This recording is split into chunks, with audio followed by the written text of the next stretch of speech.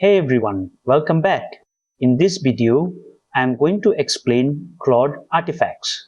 This is more critical than most people realize, because without artifacts, you are stuck copying and pasting code fragments from a chat window, losing context, and wasting hours on manual integration. Once you see how artifacts can render code, diagrams, and websites directly in your interface, you will wonder how you ever managed without them. Let us dive into the mechanics of Claude Artifacts and how they change the way you interact with LLMs. We are moving from a conversational model to a collaborative workspace model. Specifically, we will cover the core problem of fragmented outputs, define what artifacts are, look at the architecture, and move into production-grade demos. We will also troubleshoot common mistakes and look at the decision framework for when to use this feature. So do not skip ahead.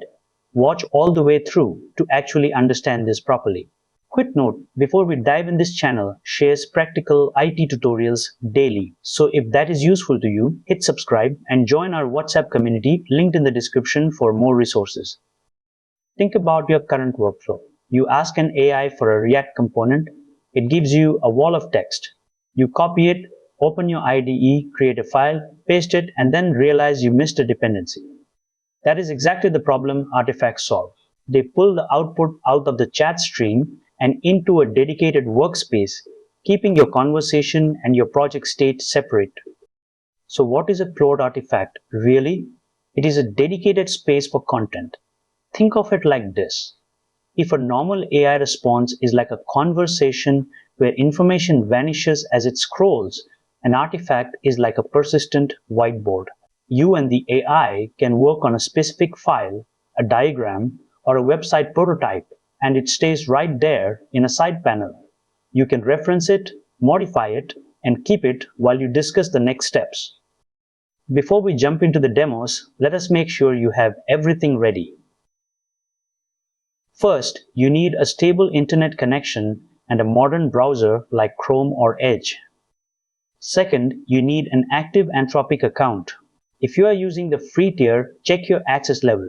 But for the best experience and most robust artifact support, a pro or team plan is recommended. You do not need to install anything locally on your machine because this is a cloud-based web feature. Just open your browser and navigate to the official Claude website to get started. Take a moment to review each point shown on screen. So how does this work internally? When you send a prompt, the LLM processes it and, if appropriate, returns a specially formatted payload. This isn't just text, it's a structured block that the Claude UI catches. Instead of printing it to the chat, the interface triggers the artifact rendering UI in the side panel. It creates a sandbox for that content, which is why it feels so responsive and distinct from the chat thread. To trigger an artifact, you need to be explicit in your prompt. On screen is a standard request. Notice I am specifically asking Claude to display the result in an artifact. This tells the model to wrap the output in the necessary tags that the interface recognizes. Once you hit enter, watch the right-hand side of your screen. You should see a new panel slide out on the right. This is the artifact. It will contain the rendered code, and there is usually a toggle to see the raw code view versus the preview. If you see this, the connection between the model's output and the UI engine is fully operational. Now, let us look at what a senior engineer might do. Instead of a simple page, you are asking for a multi-step form wizard. You are asking for specific libraries like Framer Motion for animations. By asking for production-grade code, you force the model to structure the artifact with proper component modularity. This is the real power. You aren't just getting a file. You are getting an interactive prototype that you can test immediately. The output should be a fully functioning wizard. You can click through the steps, see the state update, and verify that the animations work. This is the difference between a static snippet and a production-grade artifact. A common mistake is forgetting to prompt for the artifact. If you just ask for code, Claude might default to the chat window. The error isn't the code crash. It's a usability failure where the code is hard to manage. The root cause is the model trying to be helpful by keeping the conversation flow going. The fix is simple.